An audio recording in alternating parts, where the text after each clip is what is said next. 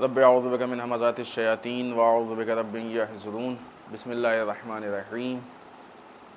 الحمد للہ وسلام علی عبادہ الذین اصطفیٰ ولعنۃ الدائمۃ الباقیۃ علی اعدائہم اجمعین من الآن الی قیام یوم الدین، اما بعد، اوصیکم ونفسی بتقوی اللہ۔ وقال علی بن ابی طالب علیہم الصلاۃ والسلام،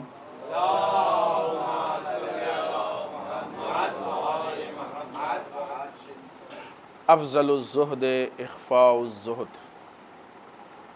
عزیزان محترم، حسب دستور سب سے پہلے اپنے نفس اور آپ سب کو تقوی پروردگار کی طرف دعوت دیتے ہوئے، اس لیے کہ تقوی پروردگار کی جتنی تاکید کی گئی ہے اتنی ہی نزدیک تقوی کا زمانہ بھی ہے۔ ماہ مبارک رجب، ماہ مبارک شعبان اور بالخصوص ماہ مبارک رمضان، جو کہ عبادتوں کی بہار ہے، اطاعت کی بہار ہے، تقوی کا بہترین موقع ہے کہ جس میں انسان تقوی پروردگار کو حاصل کر سکتا ہے۔ بلکہ جو خداوند متعال نے احکام ہم پہ واجب کیے ہیں، وہ احکام ذریعہ اور وسیلہ بن جاتے ہیں کہ ہم کو تقوی سے نزدیک کر دیں، ہم کو اس مقام پہ پہنچا دیں کہ جہاں پہ انسان کوشش کر کے تقوی سے نزدیک ہو سکتا ہے۔ روزے میں امساک یعنی پرہیز بعض چیزوں سے، یہ ہم کو پرہیز کا عادی بناتا ہے، یہ ہم کو چیزوں کے ترک کرنے اور چھوڑنے کا عادی بناتا ہے، کہ جو کہ وسیلہ اور ذریعہ بن جاتا ہے ان چیزوں کو چھوڑنے کا جو خداوند متعال کو ناپسند ہے۔ اور چھوڑ سکتا ہے بندہ، کوئی مشکل نہیں ہے، انسان کوشش کرے، ممکن ہے چھوڑنے میں تھوڑا سا تکلیف ہو، پریشانی ہو، دقت ہو سکتا ہے، لیکن کوشش کرنے سے آہستہ آہستہ ہو سکتا ہے، یہ ہو جائے گا۔ لہٰذا جب خداوند متعال نے تقوی کا حکم دیا، خداوند متعال نے اس کا موقع فراہم کیا، خداوند متعال نے اس کا ہم کو راستہ بتایا، خداوند متعال نے اس پہ چلنے کا طریقہ بتایا، اور بندے کی بہترین زندگی اس میں ہم کو بتائی کہ وہ تقوی حاصل کرے، اور پھر یہ نتیجہ بتایا کہ جو جتنا زیادہ تقوی حاصل کرے گا اتنا ہی زیادہ ہم سے قریب ہے، اور خدا کی نگاہ میں اتنا ہی زیادہ صاحب عزت۔ قرآن کی آیت ہے، خدا کے نزدیک سب سے زیادہ صاحب کرم، صاحب عزت وہ ہے جو تقوی میں سب سے زیادہ ہے۔ لہٰذا اگر انسان کو عزتوں کو حاصل کرنا ہے، اگر انسان کو مقام بالا تک پہنچنا ہے، بلندیوں تک پہنچنا ہے، اپنے آپ کو اونچائی تک لے کے جانا ہے، تو بہرحال اس کو تقوی پروردگار حاصل کرنا پڑے گا۔ اور یہ بات اس سے پہلے بھی ہو چکی ہے اور بارہا ہوئی ہے کہ ہم کبھی سمجھتے ہیں کہ ہم کو مال بلندی پہ لے جائے گا، مال اونچا بنائے گا، اولاد اونچا بنائے گی، اور نہیں معلوم دوسری ساری چیزیں، عہدہ اور کیا نہیں، یہ چیزیں ہم کو اونچا نہیں بنا، ان کے بس کی نہیں ہے، یہ ان کے امکان کی نہیں ہے۔ یہ وہ اور بات ہے کہ جن کی نگاہ میں مال اونچا ہے وہ مالدار کو اونچا سمجھتے ہیں، یہ سمجھنے والے کی کمی ہے، مال کی کوالٹی نہیں ہے۔ جس کی نگاہ میں عہدہ اونچا ہے وہ عہدیدار کو اونچا سمجھتے ہیں، یہ سمجھدار کی کمی ہے، یہ عہدے کی کوالٹی نہیں ہے، عہدے میں کوئی صفات نہیں پائی جاتی ہے، یہ کج فہمی ہے اس کی، غلط سمجھتا ہے، یہ اس کی غلط سمجھ ہے، اس غلط سمجھ کا وہ خود ذمہ دار ہے۔ بہت سی دنیا میں آج ایسی چیزیں ہو گئی ہیں، رائج ہو گئی ہیں، جو کل کو عیب تھی آج حسن بن گئی، کل بری سمجھی جاتی تھی آج اچھی سمجھی جاتی ہیں، بہت سی چیزیں، اور بہت سی چیزیں ایسی ہیں کہ جو کل اچھی تھیں آج بری سمجھی جاتی ہیں، ایسی بھی دنیا میں بے انتہا مثالیں ہیں۔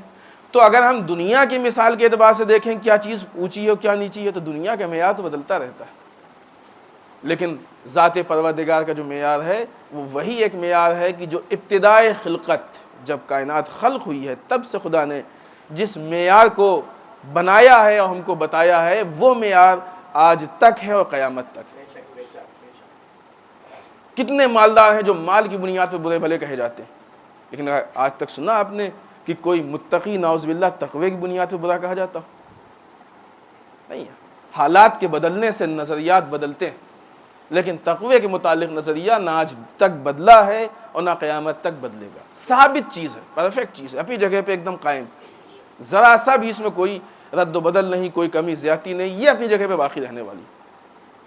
دنیا کے اونچائی کے سارے معیار بدلتے رہتے، کسی زمانے میں جس زمانے میں جس فن کی چل جائے، جسے کہا جائے کہ جو اونچا مان لیا جائے، وہ آپ کھیل دیکھیں، بعض گیم ہیں جو بعض ملکوں میں اچھے سمجھے جاتے ہیں، لوگوں کی دلچسپی زیادہ ہوتی ہے، اس گیم کے پلیئرز کی اس ملک میں زیادہ ویلیو ہوتی ہے، لیکن جو دوسرے پلیئرز ہیں اس کی ویلیو اس ملک میں ہو سکتا ہے کوئی جانتا بھی نہیں ہو کہ یہ اتنے بڑے کھلاڑی ہیں، لیکن دوسرے ملک میں آئیے تو کسی اور کی، مثلا کسی ملک میں فٹ بال کی ویلیو ہے، کسی میں کرکٹ کی ویلیو ہے، کسی میں ہاکی کی ویلیو ہے، جس میں جس کی ویلیو ہے اسی کی پلیئر کی ویلیو، اور جہاں نہیں ہے وہاں کوئی جاننے والا بھی نہیں ہے۔ ہو سکتا ہے کل کو زمانہ بدلے اور اس میں سے کسی گیم کی پوری دنیا میں ویلیو نہ رہے، ختم، کوئی پوچھنے والا بھی نہیں ہوگا۔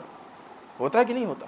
تو یہ دنیاوی جتنے عہدے و منصب ہوتے ہیں یہ حالات کے حساب سے بدلتے رہتے ہیں، اس کی ویلیو گھٹتی بڑھتی رہتی ہے، کم زیادہ ہوتی رہتی ہے، ختم ہو جاتی ہے، لیکن تقوی پروردگار وہ شرف و منزل ہے کہ جس کی ویلیو ایسا نہیں ہے کہ کبھی سنا ہو آپ نے کہ مثلا تقوی کی ویلیو ایران میں زیادہ اور عراق میں کم ہے، سنا ہے؟ ہندوستان میں زیادہ ہے اور مثلا کسی اور ملک میں کم ہے، نہیں، ہر ملک میں ایک جیسی ہے۔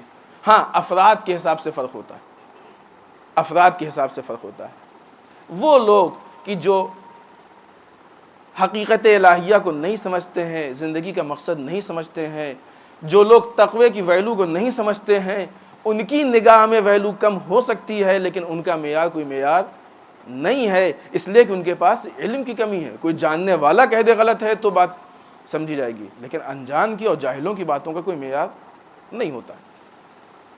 آج امیر بیان مولا متقیان حضرت علی بن ابی طالب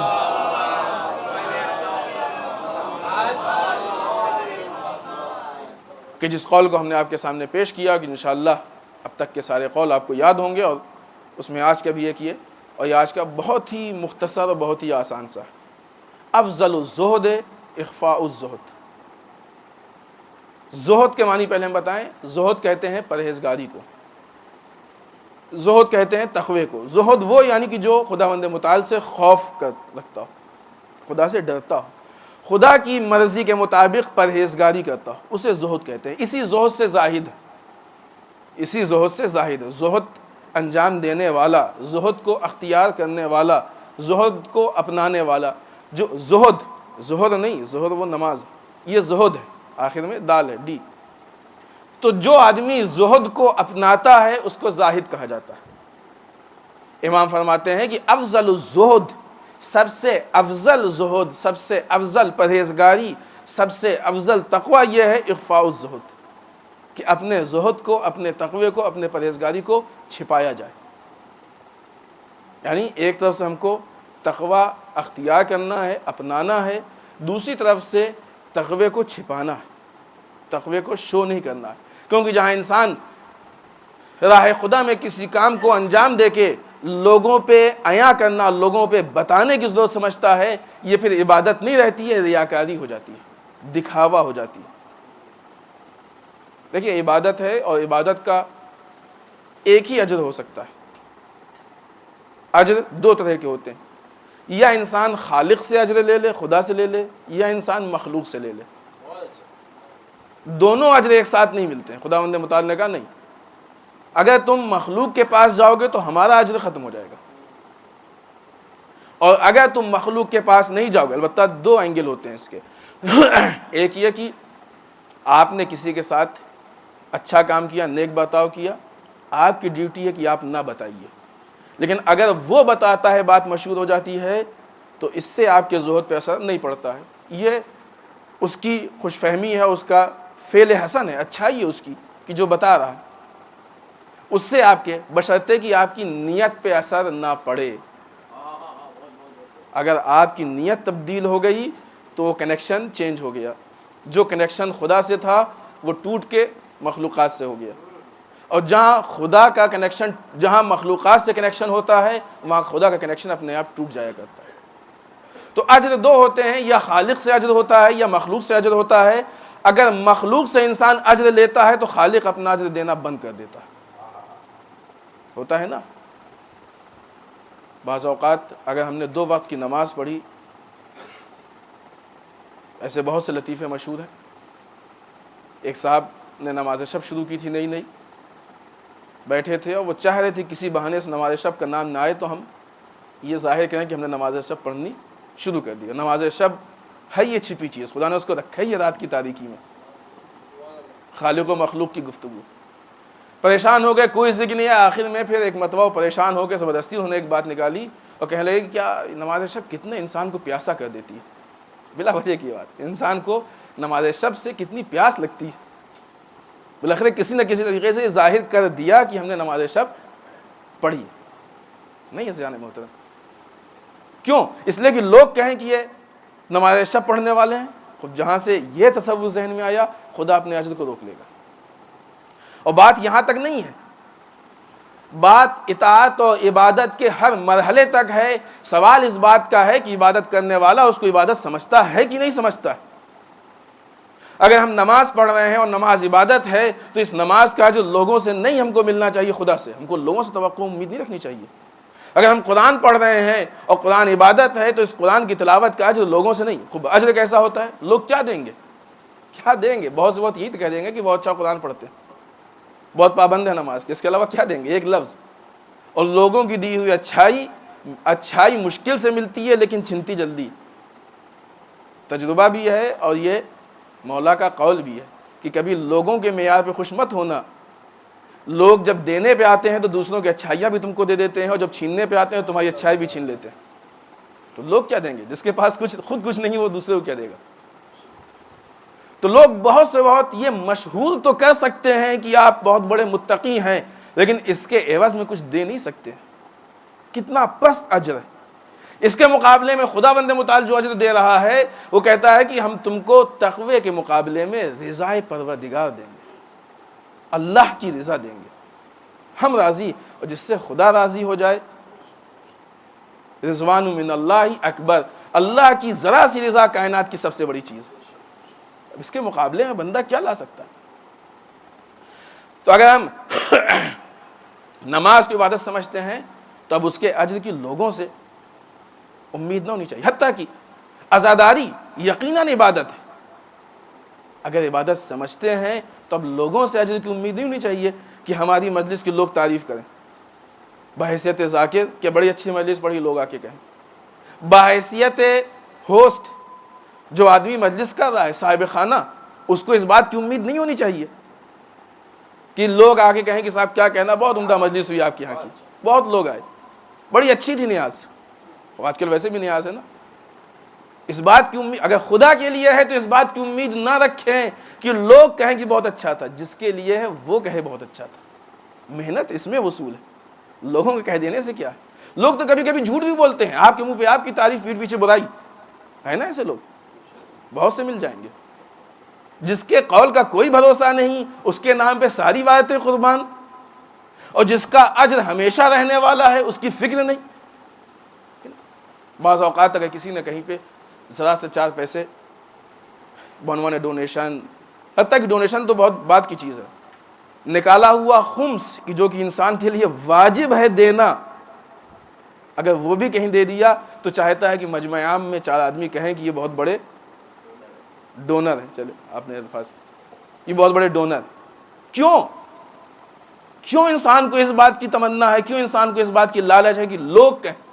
کیوں اس بات کی لالچ نہیں کہ خدا سمجھے کہ یہ ہمارے راہ میں کام کرنے والا ہے، یہ ہمارے راستے کا کام کرنے والا ہے؟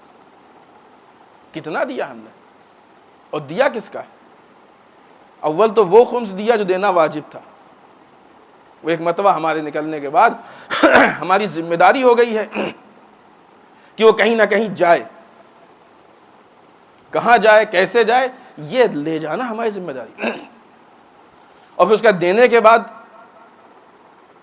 اس کا چرچا، اس کا اعلان، صاحب انہوں نے فلاں جگہ پہ اتنا دیا، انہوں نے فلاں جگہ پہ اتنا دیا، ہم کو اختیارات دو تو ہم دیں گے۔ تو یہ وہ معاملات ہو گئے جو دنیا کے معاملات ہیں۔ ہم نے جو پیسہ دیا اس کے بدلے میں یا اختیار لے لیا یا شہرت لے لی۔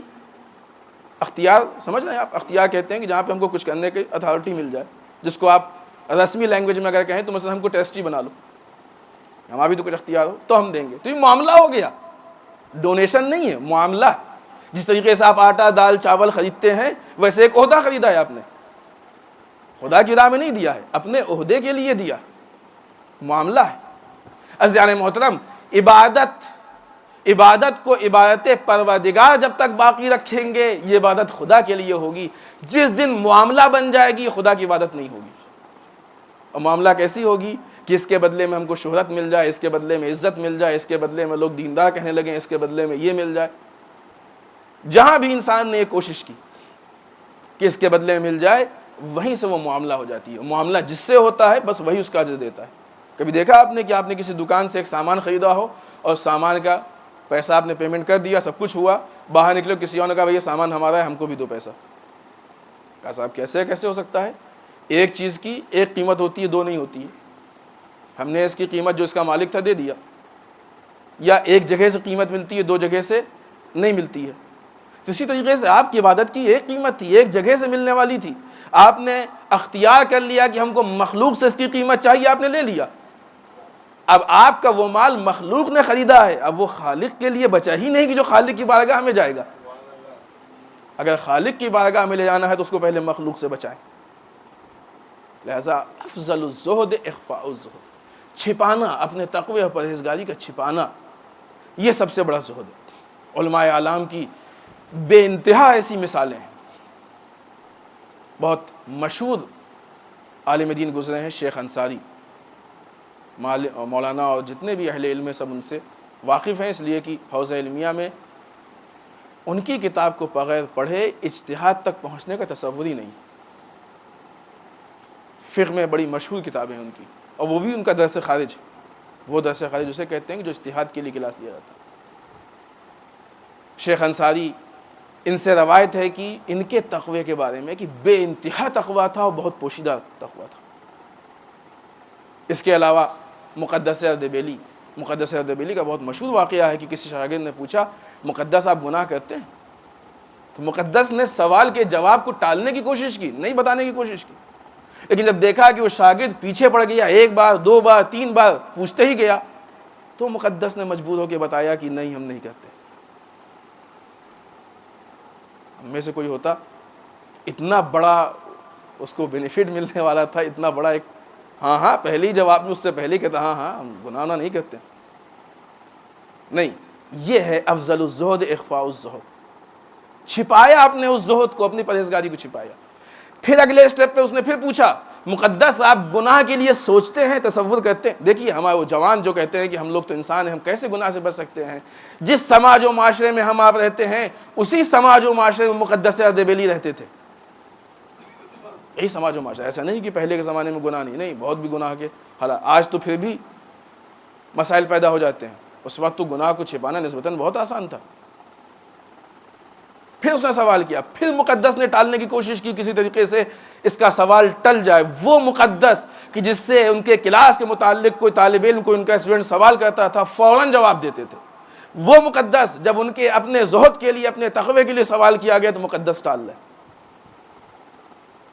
پھر اس نے پوچھا, پھر ٹالنے کی کوشش کی, اور ٹالتے ٹالتے جب دیکھا کہ نہیں مان رہا ہے تو ایک مرتبہ مقدس نے کہا نہیں, ہم گناہ کے لیے سوچتے بھی نہیں, ہم گناہ کے لیے سوچتے بھی نہیں.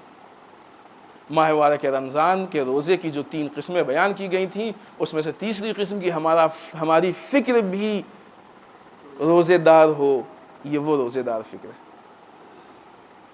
یہ وہ روزے دار فکر ہے جو برائیوں کی طرف جاتی بھی نہیں. بسم اللہ الرحمن الرحیم. انا اعطیناک الکوثر فصل لربک وانحر ان شانئک هو الابتر.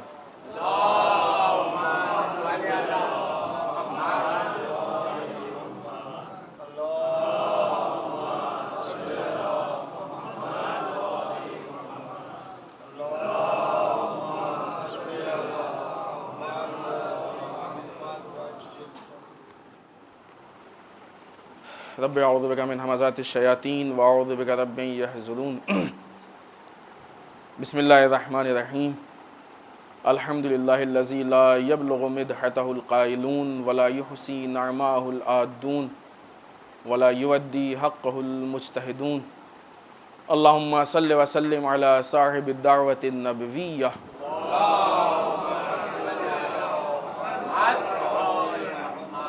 والصولۃ الحیدریہ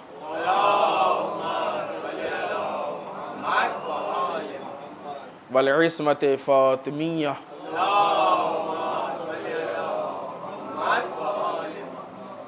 والحلم الحسنیہ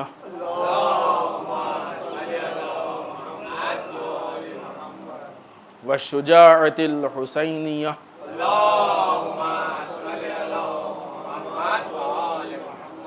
والعبادة السجادیہ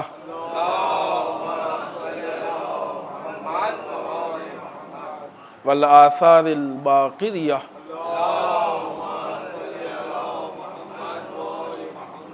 والمعاصر الجعفریہ والعلوم الکاظمیہ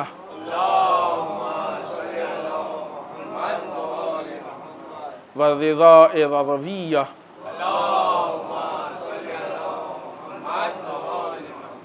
والجود التقویہ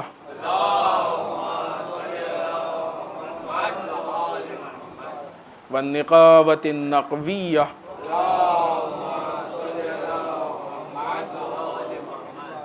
والحیبة العسکریہ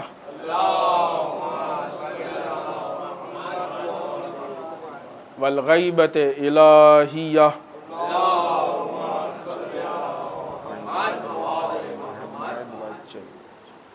واللعنة الدائمة الباقیة علی اعدائهم اجمعین من الآن الى قیام یوم الدین. اما بعد، اس دوسرے خطبے میں سب سے پہلے تقوی پروردگار کی تاکید اور یاد دہانی کے بعد اس ہفتے کی مناسبات میں سے سب سے پہلی اور آج کی مناسبت امام حسین سرکار سید الشہداء علیہ السلام کے فرزند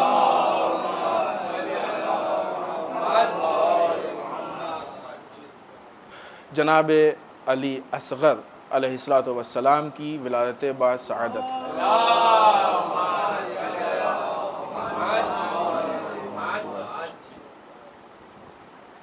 اس شہزادے نے 6 مہینے کی عمر میں جس کارنامے اور جس معرکے کو حل کر لیا ہے، یہ پوری دنیا کے لیے ایک نمونہ اور مثال اور نمونے کے ساتھ ساتھ نمونہ عمل بھی ہے، راستہ ہے، راہ ہدایت. ہمارے ائمہ اہل بیت یہ ہمارے لیے ہدایت کا راستہ، ان کو دیکھ کے ہم کو ان کے نقش قدم پہ چلنا، نہ یہ کہ کوئی اپنی مرضی سے. دیکھیں، انسان بہکتا ہی وہیں سے ہے کہ جہاں سے ائمہ کے راستے کو چھوڑتا ہے، ائمہ کے دامن کو چھوڑتا ہے. اس شہزادے کے سلسلے میں ابھی کل رات کی مجلس میں ایک مفصل گفتگو ہوئی ہے، اس سے ہٹ کے ہم بیان کرنا چاہتے ہیں کہ وہ شہزادہ تھا کہ جس میں جو چیزیں جو تھیں اپنی جگہ پہ، اس سے بڑھ کے ایک چیز احساس ذمہ داری اور اس کا شجاعت کے ساتھ انجام دینا، ذمہ داری کے احساس کو شجاعت کے ساتھ انجام دینا. ذمہ داری کا احساس ہونا یہ انسان میں کوالٹی، لیکن اس کے ساتھ اس ذمہ داری کو انجام دینے کے لیے شجاعت ضروری ہے. شجاعت سمجھتے ہیں؟ ہمت.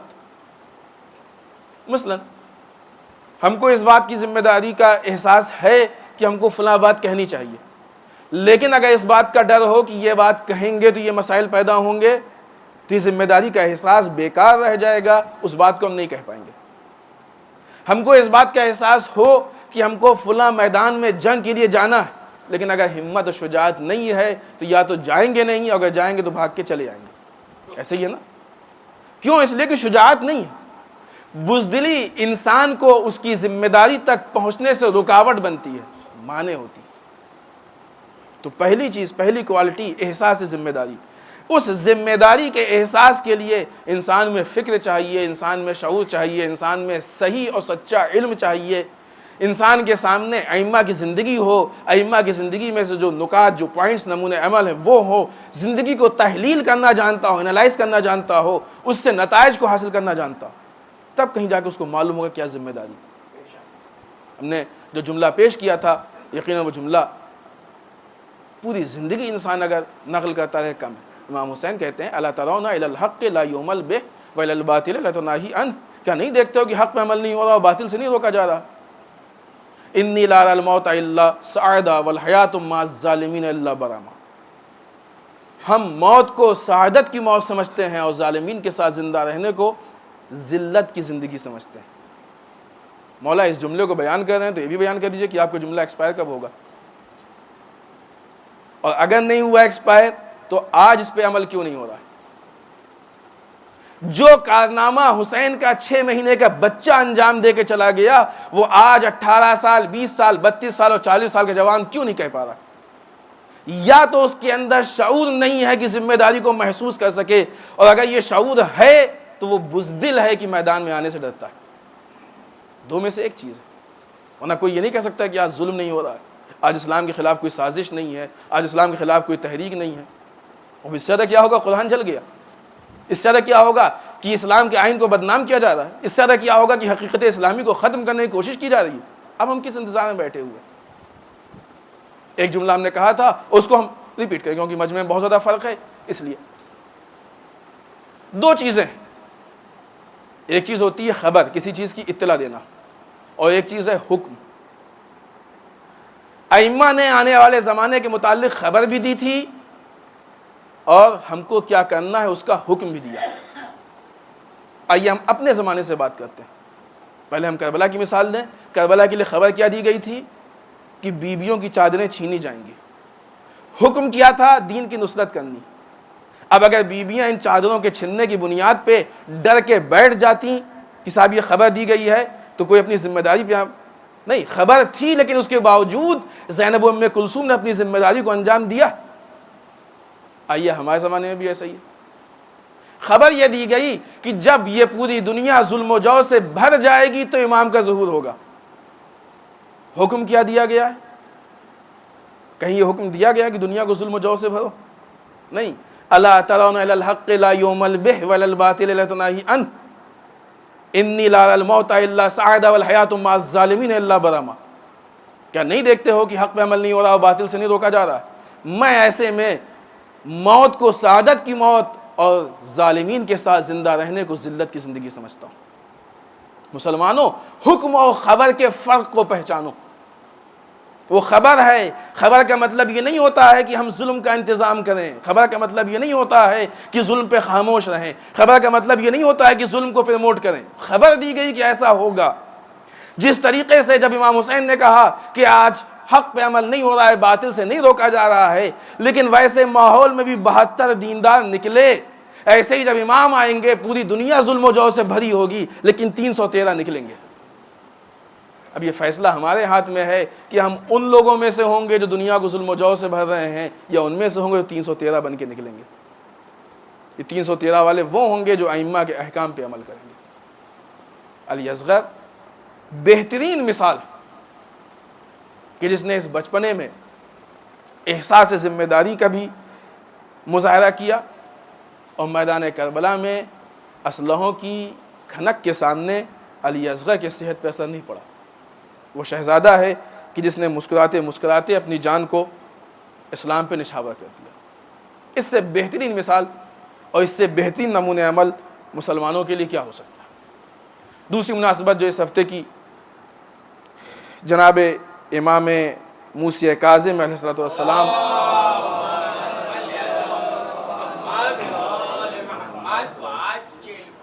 کی شہادت کی تاریخ ہے، جو کل کی تاریخ ہے، مسلسل یہ 4-5 دن تک مناسبتیں۔ کل کی تاریخ آپ کی زندگی کا بہت اہم پہلو ہے کہ آپ کو کاظم الغیظ کہا جاتا تھا، یعنی غصے پہ کنٹرول کرنے والا۔ ہمیں لگتا ہے کہ اس صفت کو ذکر کرنے اور اپنانے کی آج کل زیادہ ضرورت ہے، بہت زیادہ ضرورت ہے۔ نہیں معلوم، ہم لوگوں کو عموماً غصہ ہی رہتا ہے۔ کوئی نارمل بات بھی کرنی ہوتی ہے تو غصے ہی میں کہتے ہیں، کسی سے کوئی ریکویسٹ بھی کرنی ہوتی ہے تو غصے ہی میں ہوتی ہے۔ فطری چیز ہے، کسی سے آپ کوئی بات غصے میں کہیں گے تو اس کا جو ادھر سے رپلائی ہوگا وہ بھی غصے میں ہی ہوگا۔ نہیں، اگر واقعی کسی بات پہ غصہ آتا ہے، یہ بلا وجہ کا غصہ ہے نا، بات کی شروعات غصے سے ہو، یہ بلا وجہ کا غصہ ہے۔ ہاں کچھ ایسا ہو جائے آپ کی شان میں، گستاخی، غلطی، کچھ بے عزتی، توہین، تو ٹھیک ہے، لیکن بلا وجہ بات کی شروعات غصہ، یہ تو بلا وجہ کا غصہ ہے۔ اسلام یہ کہتا ہے کہ اگر کسی وجہ سے غصہ آتا بھی ہے تو اس پہ کنٹرول کرو، کسی وجہ سے غصہ آتا بھی ہے تو اس پہ کنٹرول کرو، نہ یہ کہ بلا وجہ غصہ کرو۔ کیوں؟ اس لیے کہ غصہ بات اور کام دونوں کو خراب تو کر سکتا ہے، بناتا نہیں۔ غصہ انسان کو شرمندگی تک پہنچا دیتا ہے۔ لہٰذا اس امام کی اس مناسبت سے ہم کم سے کم اس ایک کوالٹی کو لینے کی کوشش کریں۔ تیسری مناسبت جو 26 رجب کی ہے، محسن اسلام جناب حضرت ابو طالب علیہ السلام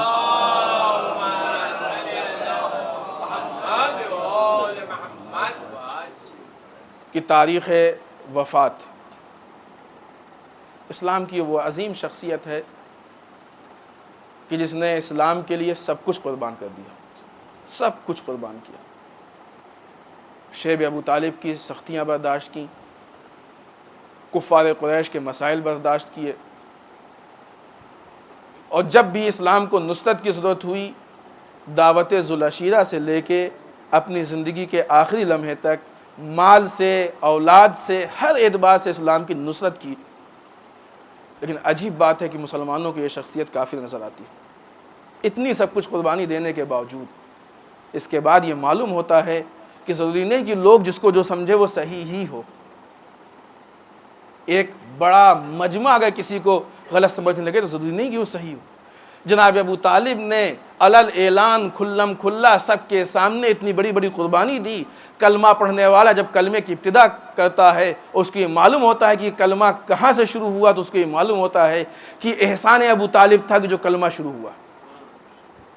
اگر ابو طالب رسول کا ساتھ نہ دیتے دعوت ذوالعشیرہ میں تو یہ کفار قریش نے یہ ماحول نہیں چھوڑا تھا کہ رسول اپنے بات کو پیش کر سکتے تھے، لیکن اس کے باوجود کافر سمجھتے۔ یہ اتنی بڑی ذات، اتنی بڑی شخصیت کہ جس نے ہم کو سلیقہ قربانی بھی بتایا اور وہ خلوص بتایا کہ دیکھو یہ مت دیکھو کہ دنیا کیا کہہ رہی ہے، تمہارا ایمان و کفر لوگوں کے لیے نہیں ہے، تمہارا ایمان خدا پہ ہے، خدا مومن سمجھ لے، مسلمان سمجھ لے کافی۔ لوگوں کے کافر اور مسلمان سمجھنے سے نہ کوئی مسلمان ہوتا ہے نہ کافر ہوتا ہے۔ اگلی مناسبت جو 27 رجب کی ہے وہ دو مناسبتیں ہیں، اور اسلام کی بہت بڑی مناسبتوں میں سے ایک مناسبت ہے عید بعثت، عید مبعث۔ دن عید بعثت ہے اور رات معراج رسول، دو مناسبتیں ایک ساتھ۔ معراج بارہا آپ سنتے ہیں کہ رسول خدا کو قاب قوسین و ادنیٰ کی منزلوں تک لے جایا گیا۔ بسم اللہ الرحمن الرحیم، سبحان الذی اسریٰ بعبدہ لیلا من المسجد الحرام الی المسجد الاقصی، اور الی آخر پوری آیت شریفہ اس کی تفسیر میں وہ سارے واقعات و باتیں موجود ہیں۔ دوسری مناسبت کہ جو بہت کم ہمارے درمیان رائج ہے اور بہت کم لوگ اس کا ذکر کرتے ہیں، وہ بعثت رسول۔ 27 رجب وہ تاریخ ہے کہ جس دن رسول مبعوث بے رسالت ہوئے ہیں۔ یہ واقعہ ذوالعشیرہ کے واقعے سے الگ ہے، ذوالعشیرہ سے پہلے ہوا ہے۔ اس دن خدا نے اپنے فرشتے کے ذریعے رسول کو یہ میسیج و پیغام بھیجا کہ آج آپ مبعوث بے رسالت ہوئے ہیں، ان ذمہ داریوں کو آج سے آپ انجام دینا شروع کر دیجیے۔ اور پھر اس کے بعد خدا کی طرف سے ہدایت ہوتی رہی کہ کیا کریں، کیسے کریں، وہ ساری چیزیں۔ بڑے مشہور واقعات ہیں اس میں، اور اسلام کے فرقوں کے درمیان کافی فرق ہے، اختلاف بھی ہے، لیکن بہرحال اس مختصر سے خطبے میں اس باتیں نہیں ذکر ہو سکتی ہیں۔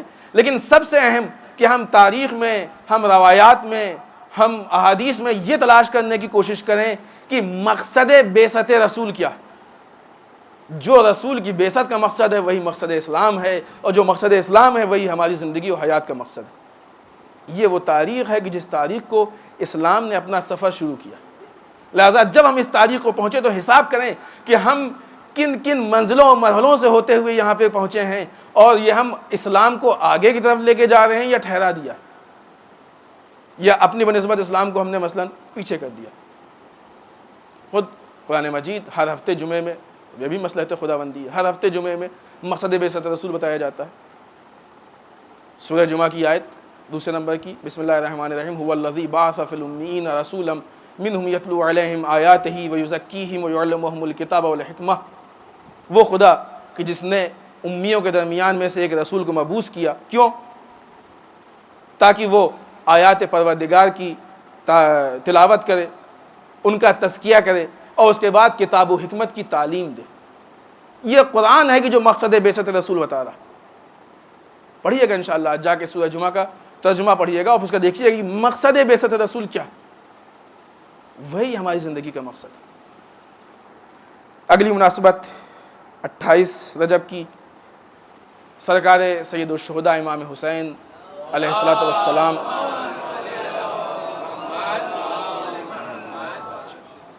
کے سفر کا آغاز، یہ وہ تاریخ ہے کہ جس نے امام حسین علیہ السلام نے اپنے سفر کو مکے سے شروع کیا ہے، اور یہ اعلان کر کے نکلے ہیں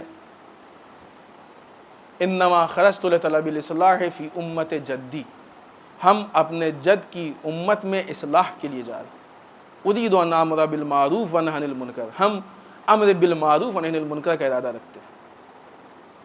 یعنی یوں کہا جائے کہ مشن کربلا کا مقصد ہے کہ جو امام حسین بیان کر کے نکل رہے ہیں۔ اگر یہ مقصد مشن کربلا کا مقصد ہے تو پھر عزاداری کا مقصد بھی یہی ہونا چاہیے۔ اس لائن سے عزاداری کو جدا نہیں ہونا چاہیے، اس لیے کہ وہ مقصد ہے جو حسین ابن علی بیان کر کے جا رہے ہیں۔ یہ وہ اہم مناسبتیں تھیں کہ جس کا تعلق اس ہفتے سے ہے، اگرچہ بعض جگہوں پر روایات میں اختلاف ہے۔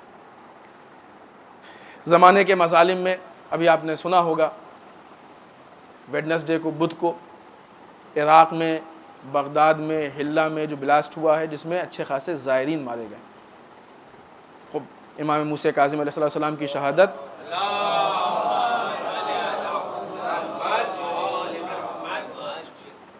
ہم لوگ آج رات میں مجلس کر لیں گے، تھوڑا سا ذکر ہو جائے گا، اور اس کے بعد جو بھی کریں مجلس ماتم نہ ہوگا، لیکن وہاں پہ چونکہ امام کا روضہ ہے، لوگ دور دور سے آ رہے ہیں، اس وقت بھی قافلے آ رہے تھے، بہت پہلے سے لوگ آتے ہیں کاظمین، ان قافلوں پہ بلاسٹ ہوا ہے، ان قافلوں پہ حملہ ہوا ہے، اور نیوز کی رپورٹ کے مطابق 48 لوگ مر چکے ہیں۔ آپ کو معلوم ہے کہ یہ نیوز کی رپورٹ جو ہوتی ہے وہ حقیقت سے تھوڑا دور ہوتی ہے، بعض اوقات تو بہت دور ہوتی ہے، 10 گنے کا اس سے زیادہ کا بھی فرق ہوتا ہے، یعنی 48 تو یقینی ہے، اس سے زیادہ کتنے ہو نہیں معلوم۔ اس سلسلہ ظلم، ائمہ پہ ظلم، ائمہ کی قبروں پہ ظلم، ان سے ملنے والوں پہ ظلم، حتیٰ کہ قبروں کے زائر پہ ظلم، جب تک ہم چپ رہیں گے ظلم کا سلسلہ بڑھتا رہے گا۔ دوسری مثال اس ظلم کی، ایک بچہ بحرین میں اریسٹ کیا گیا ہے 11 سال کا، جو سڑک پہ کھیل رہا تھا، اور اس کو حکومت مخالف کہہ کے اریسٹ کر لیا۔ 11 سال کا بچہ، اس میں کیا صلاحیت ہوگی؟ کتنے چھوٹے بچے ہوتے ہیں، ہمارے بیچ میں بھی تو 11 سال کے بہت سے بچے ہوں گے، یہ کیا کر سکتے ہوں، کیا کرتے ہیں؟ اس کو پکڑا گیا اور گورنمنٹ اس پہ کیس چلا رہی ہے۔ معلوم یہ ہوا کہ بحرین کی حکومت اپنے کو اتنا ناتواں اور کمزور محسوس کر رہی ہے کہ وہ بچوں کے مقابلے میں آ گئی۔ اگر یہ حقیقت ہے تو ڈوب مرنے کا مقام ہے کہ بچہ تمہارے خلاف ہو گیا۔ اگر یہ الزام ہے تو اس سے بڑا ظلم کیا ہو سکتا ہے کہ ایک 11 سال کے بچے کو، اگرچہ وہاں پہ اس طرح کے بہت سارے ظلم ہیں، وہاں پہ بہت سے بوڑھوں کو مارا گیا، مریضوں کو مارا گیا، ہاسپٹل پہ حملہ ہوا ہے، ساری چیزیں آپ کے سامنے پیش کی جا چکی ہیں، آپ کو معلوم ہے اس طرح کے مظالم ہیں اور ہوتے رہیں گے۔ لیکن ائمہ اطہار علیہ السلام کی سیرت کو اگر نظر میں رکھیں تو ہماری یہ ذمہ داری ہے کہ ہم ہر ظلم کے خلاف جتنے پرزور انداز سے آواز اٹھا سکتے ہوں آواز اٹھائیں۔